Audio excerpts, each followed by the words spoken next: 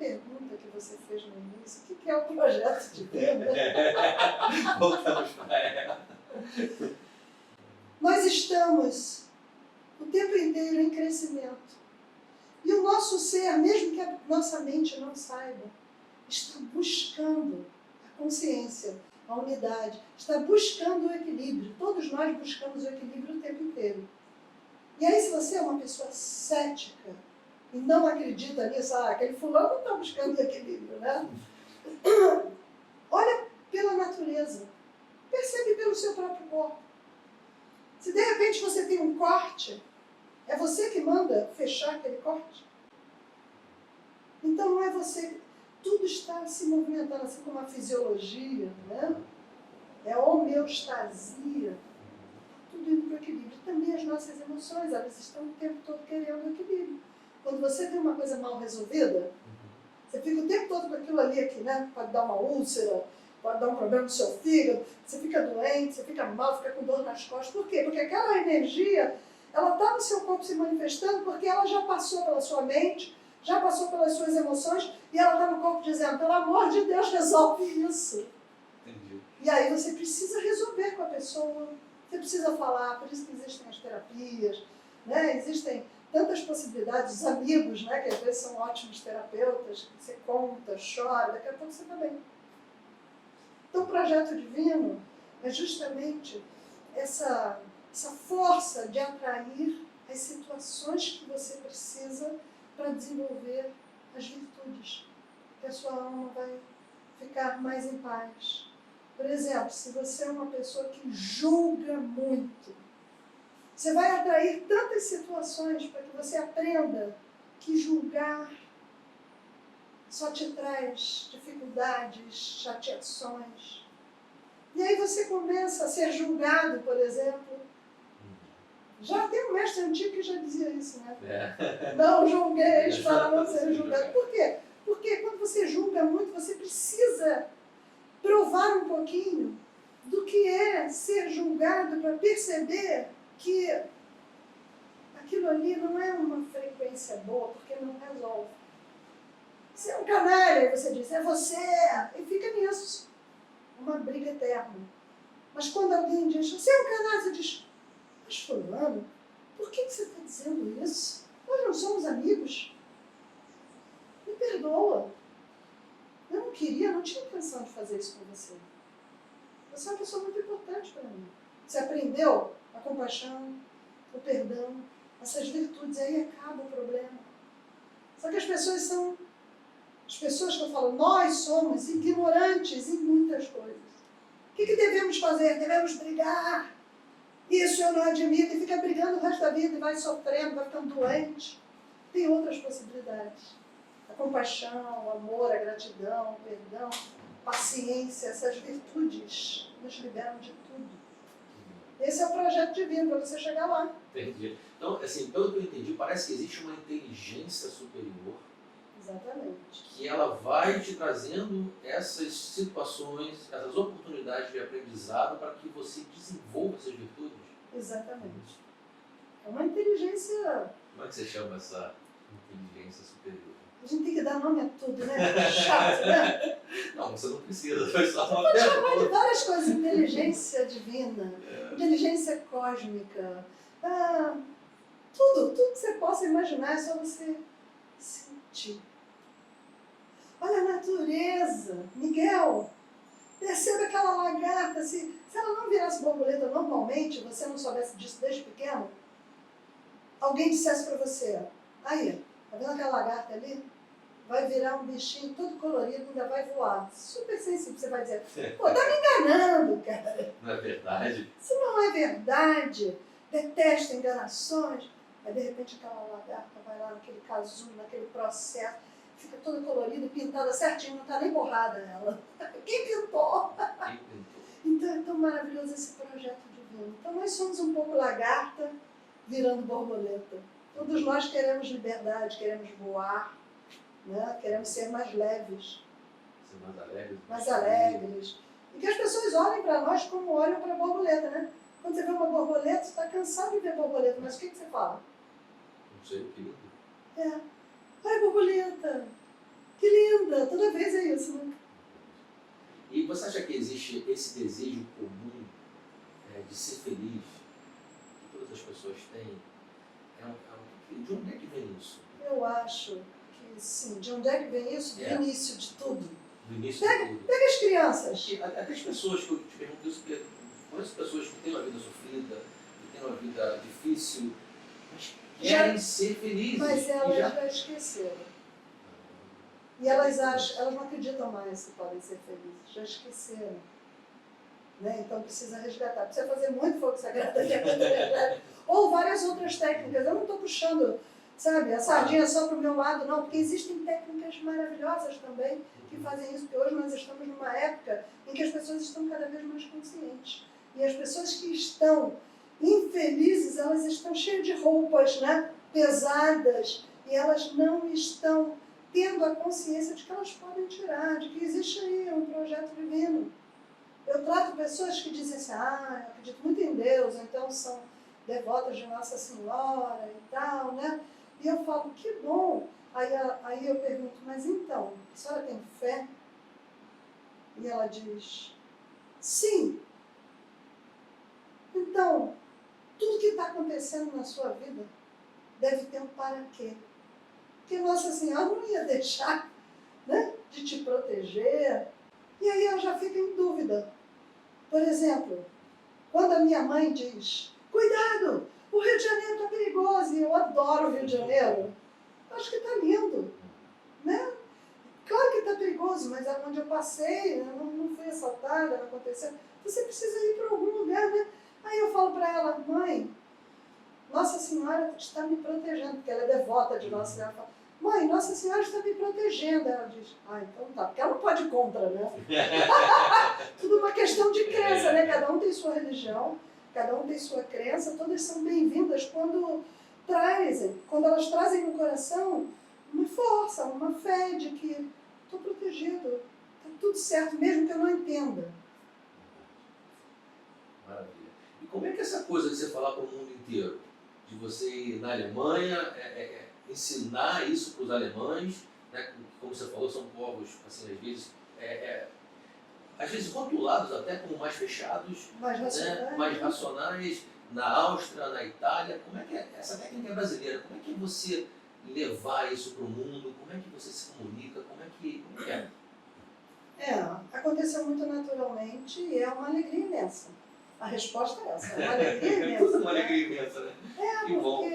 Porque quando você sente que tudo está fluindo, né? Bom, esse é o meu projeto, tem outras pessoas que têm um projeto, poxa, vou fazer uma fábrica de sorvete, um sorvete incrível, que as pessoas todas amam. Tá bom, uma alegria imensa para ela, isso é lindo, né? Então, para mim, parece que eu já sabia desde pequena que o meu trabalho, que a minha ideia, meu coração, né, que tudo que eu falaria para as pessoas seria ouvido de alguma forma, porque eu tinha essa vontade já de falar.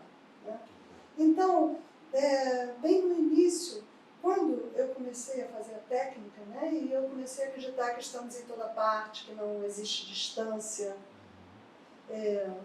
eu atendi uma moça, uma violoncelista, e ela estava com uma síndrome do pânico, ela estava mal, né?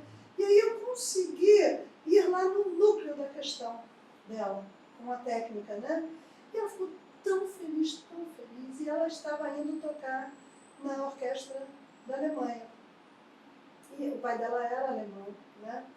E aí, quando ela chegou na Alemanha, ela conheceu pessoas, né, brasileiras, e ela falou, eu fiz um atendimento maravilhoso com uma xamã, que é como as pessoas me chamam, né?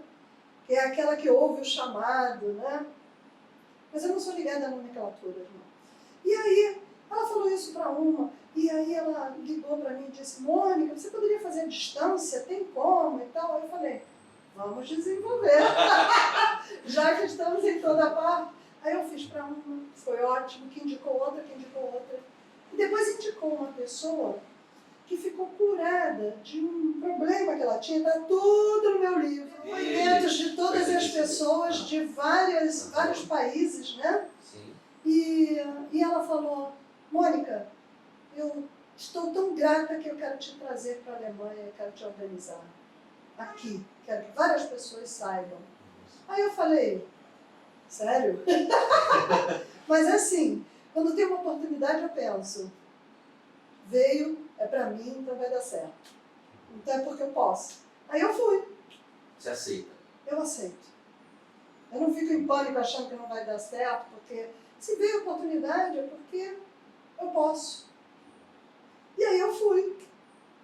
E aí quando chegou lá, comecei a atender, pessoas atenderem, e aí atendi uma mulher que ela conhecia um organizador de cursos terapêuticos, holísticos, e ele era um xamã e tal. E aí ela, quando eu acabei de fazer a leitura, ela parou, olhou para mim, e ela fazia aquele processo Viver de Luz, na Alemanha tinha muito, e aí ela olhou para mim e disse, eu quero te apresentar a uma pessoa e você vai dar um curso aqui na Alemanha. Você dá um curso de formação? Eu falei, dou. Você acha que essas pessoas que têm essa inteligência, que têm esse contato, que têm essa sensitividade, elas acabam sendo mais corajosas também? Eu acho que as pessoas que vêm com uma bagagem espiritual e que têm uma vontade de servir, de fazer algo, e aquela vontade é um desejo que já vem com ela, aí essas pessoas, elas têm mais coragem porque elas já sabiam em algum lugar delas que existia uma missão. Entende? Qual é a sua missão? A minha missão é trazer alegria. E a gente fica com muita alegria, né? Quando a paz chega, quando você desenvolve virtudes, quando você para de se preocupar com coisas que nem têm valor, quando você consegue equilibrar as suas emoções, né? E eu não estou dizendo aqui que eu sou perfeita, não, mas eu estou no processo e isso me dá alegria, de estar no processo. Cada vez que acontece uma coisa comigo, uma situação particular, eu digo, epa, para que isso aconteceu? E para que eu atraí essa situação? Tem algo aí que eu preciso aprender e eu quero me conscientizar rápido, porque aí eu sei que a situação vai parar de acontecer. Ou vai se resolver. Você já aprendeu o que precisava ser aprendido. Exatamente. Então é isso que eu quero trazer para as pessoas. Me dá muita alegria. Eu até acho que eu sou corajosa, depois olhando para trás, mas na hora eu nem pensei. Entende? Eu nem pensei. Não penso sobre isso. Você me chamou, falei, então vamos. E aqui está ela. Exatamente. Exatamente. Como é que acontece o trabalho do fogo sagrado, desse alinhamento energético? Eu tinha um desejo anterior, né, já desde a minha adolescência, de encontrar alguma sabedoria muito antiga, muito que vem da natureza, né? E esse desejo, cada um que tem algum desejo, ele acaba encontrando o que ele procura, né? E aí eu trabalhei 7 anos num centro kardecista, depois de atender aqueles pacientes em coma e tal. Tinha uma fisioterapeuta que era minha amiga lá nesse hospital, e ela me disse assim, Mônica, você é sensitiva, você é médium, vamos lá no meu centro kardecista, você vai ver que você vai receber psicografias, psicofonias, e eu queria muito conhecer tudo que fala de amor e que pode me trazer algum outro conhecimento, né? Eu estou aberta. E eu achei interessante a ideia, a história do Allan Kardec, que era um matemático, e que hoje em dia as pessoas podem ver o filme dele, né? E aí eu fui. No 7º ano, eu fazendo uma psicografia não, lendo o Evangelho do Allan Kardec, ele diz assim, toda energia intrusa ou situações só vem por afinidade. Isso a gente estava lendo na mesa, porque primeiro a gente estuda e depois faz a psicografia ou a psicofonia, né? E aí eu pensei, epa, 7 anos eu ouvi aquela frase, mas eu nunca tinha pensado nela verdadeiramente. E ali eu estava preparada para ouvir. E aí eu pensei, se tudo que vem para nós, que é a força da atração, é a lei da atração, né? Naquela época eu ainda não sabia.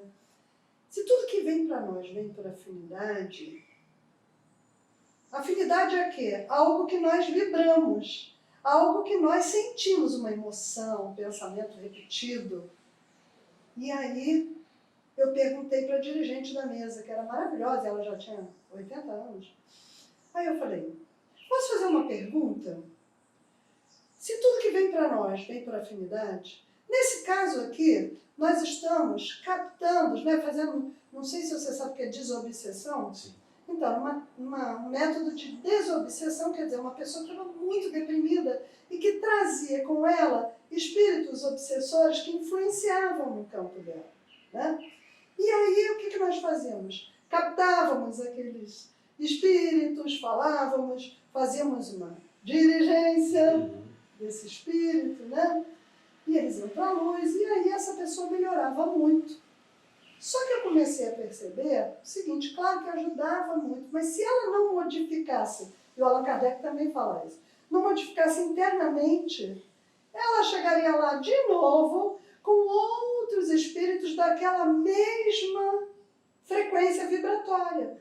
Aí tinha uma moça lá que estava há 7 anos, que ela tinha depressão, que a gente fazia essa limpeza, e ela voltava sempre. Aí eu pensei, ué, ela está sendo o quê? Uma força de atração desses espíritos e está ajudando todos os espíritos, mas ela não está conseguindo melhorar. Tem pessoas que melhoram também, indo lá e depois se modificando e tal, mas naquele caso foi importante, né, que eu tivesse observado. E aí eu perguntei, por que nós não captamos a causa que atrai esses espíritos? As afinidades que o Allan Kardec fala. Porque se eu quero morrer, é lógico que eu vou captar uns espíritos que vão ficar na minha cabeça. Vai, se mata, vai, você pode se suicidar. Por que não? A vida não tem sentido. E aquilo aumenta, aumenta. E tem muitas pessoas que se matam, mas na verdade elas não queriam isso. Elas foram um pouco direcionadas, né? Conduzidas. E então, a dirigente lá da mesa falou, minha filha, o Kardec não escreveu como fazer isso. Pegar as afinidades, as causas, então a gente não pode fazer nada. Eu falei, tá bom. E aí veio a hora da psicografia. E eu recebi uma psicografia dizendo, sim, existe uma forma de captar as afinidades, a causa das questões. E em breve, pela força de atração e sincronicidade, você encontrará um homem, que era o xamã de Arara. E ele vai ter feito pesquisas. E você vai pegar essas pesquisas e vai transformar num método terapêutico. E vai espalhar para o mundo todo.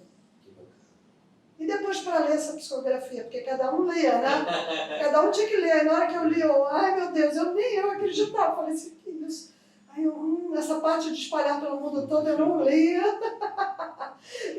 Porque a gente nunca sabe o que é verdade, o que está aqui na nossa mente, né? Mas um tempo depois, eu não posso contar aqui, porque está no livro. Então, né? certo. Vocês vão ter que comprar esse livro maravilhoso, nesse livro. Por enquanto, precisa ligar para o núcleo. Ele está entrando no digital, tá? Mas ele não está nas livrarias, está entrando ainda nas livrarias. E a gente colocou na Amazon. Tem outros aqui também. Exatamente, são outras. Essa aqui é outra modalidade, que é a terapia transdimensional, né? Mas é só entrar no site fogosagrado.com.br e lá você pode pedir o livro, ou ligar para lá que a gente manda. E abaixo também vai estar os contatos da Mônica, os endereços, né, os links. Sim. Então assim começou. Eu encontrei esse xamã, e foi toda uma história de sincronicidade, ter encontrado. E ele viu em mim a pessoa que colocaria toda essa pesquisa dele adiante. E ele partiria para outra dimensão em poucos anos. E o nosso encontro foi especial. E daí, encurtando toda a história, né, eu desenvolvi esse método, que você pode dizer que é um método indígena, que os pajés curavam os seus índios, né, sem ervas, sem as plantas, mas só de falar com a alma da doença, de manifestar aquela doença, pode ser uma hepatite, uma doença assim, num outro índio e dizer eles, na linguagem deles, falar com a alma doença, você não precisa estar aí, porque ele vai fazer a missão dele e tal. E aí, de repente, esse xamã de Orá, ele era um farmacêutico, agrônomo, um homem branco, né? E ele morou em tribos indígenas durante 15 anos. Ele via aqueles índios ficando curados e ele fazia muitos remédios com ervas, é por isso que ele foi morar com os índios para pesquisar, né? E ele dizia, nossa, sem remédio, sem nada, só energeticamente uma pessoa pode se curar. E ele ficou, estudou física quântica, estudou muitas coisas, né? E aí, esse método que eu faço é justamente um método que tem essa sabedoria milenar, onde você não precisa de um monte de remédios para antidepressivo, onde você pode falar com o seu corpo, compreender a doença por trás. Maravilha. E, Mônica, como é que você está vendo o estado do mundo hoje? Como é que você percebe isso?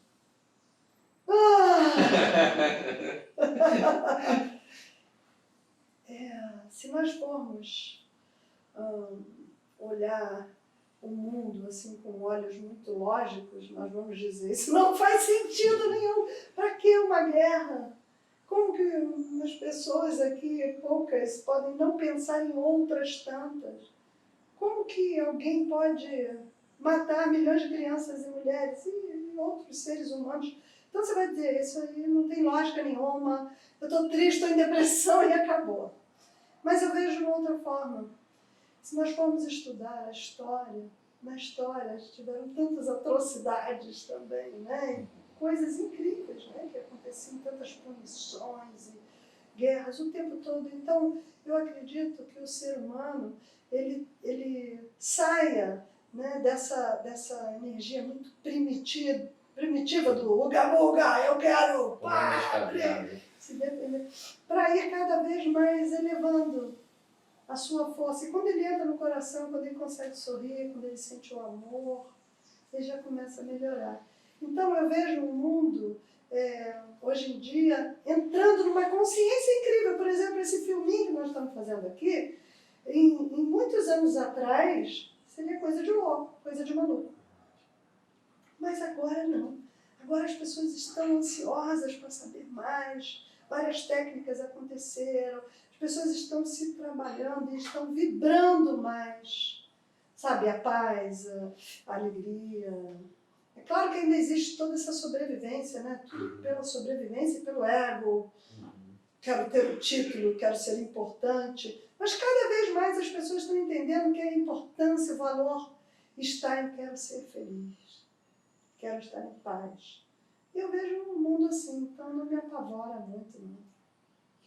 Que bom, muito bom escutar isso de você. E perceber a verdade nos seus olhos, né? De ver o mundo dessa forma mais esperançoso, mais iluminado. Estamos em crescimento, estamos mesmo. E agora, assim, para finalizar esse papo maravilhoso que a gente teve com a Mônica.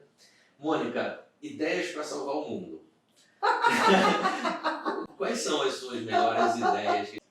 Primeira ideia que eu sinto é: encare o mundo como se ele estivesse dentro de você. Então comece a apaziguar dentro de você suas brigas, seus conflitos. Melhore todas as relações em volta de você. E comece a expressar e a falar para as pessoas aquilo que você sabe de melhor. Sobre o amor, sobre a paz, sobre tudo que você possa sentir que te traz alegria, que te traz força. E aí, quando vier uma oportunidade de você falar para mais pessoas ainda, fale. Se você tiver uma oportunidade de falar com uma pessoa que é cabeça, uma pessoa que, um deputado, um presidente, por que presidente, deputado, todos eles são pessoas como nós. Se você tiver a oportunidade de falar, de fazer chegar a eles uma ideia melhor, fale e faça. Então, eu acho que o mundo pode ser salvo através da consciência de cada um, da elevação, da expansão de consciência de cada um. Começa com a gente. Com certeza. Sabe que eu tenho um desejo? Qual? É um desejo que vem lá dentro, assim, de mim. Cada vez que eu saio para caminhar, então eu penso, é um desejo que parece impossível, né? Mas eu penso assim, se chegasse assim uma fada madrinha e me dissesse, Mônica, o desejo que você tiver agora vai ser realizado. Mas é um só. Qual é o seu desejo? E aí eu fui pega de surpresa, né? É uma historinha que eu faço na minha cabeça. Aí eu falaria assim, eu desejo que todas as pessoas do mundo, políticos, todas elas, sejam invadidas de repente por uma força do amor. Que elas derretam com o amor. E aí elas vão querer continuar a fazer aquilo que elas estão fazendo, elas vão dizer, não, peraí, eu não posso fazer isso. Elas sentem um amor tão profundo pela humanidade que elas não conseguem. E aí as famílias também não vão mais brigar. Crianças que eu atendo que dizem, ninguém merece briga de pais dentro de casa. Uma criança de 7 anos dizendo isso. E os pais brigando, e depois quer salvar o mundo, mas não consegue nem ter paz dentro de casa. Então, imagina se o amor invadisse todas as pessoas, do pequeno ao grande. Uma sociedade solitária, cheia de amor. Tomara que apareça essa fada madrinha. Já temos uma fada madrinha aqui, né? A minha fada é uma fada madrinha. Né? Eu quero te agradecer muito pela tua disponibilidade, pela tua vontade de vir aqui falar conosco. Eu que agradeço. Que o amor invada a todos nós, né? E que as palavras da Mônica também possam reverberar pelos 4 cantos do mundo, agora e sempre. Querida, muito obrigado. Gratidão. Eu que agradeço. Muito bom.